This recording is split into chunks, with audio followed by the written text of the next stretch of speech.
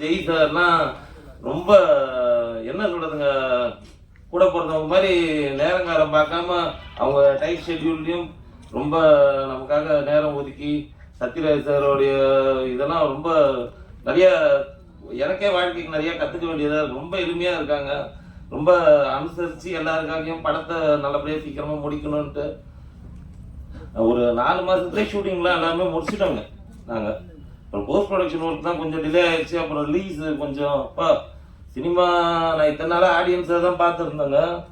உள்ளே வந்தப்பறம் தான் இந்த இது பெண்டை கையில் போடுறது சினிமா எடுக்கிறது ரொம்ப ஈஸியாக இருக்குல்ல, ரிலீஸ் பண்ணுறதுக்குள்ள நம்மளை என்ன சொல்கிறதுக்கு பாயில் பண்ணியிருக்குங்க சினிமாங்க.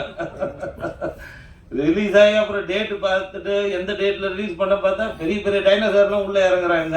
சரி நம்ம அப்புறம் கேப்பில் ஒதுக்கி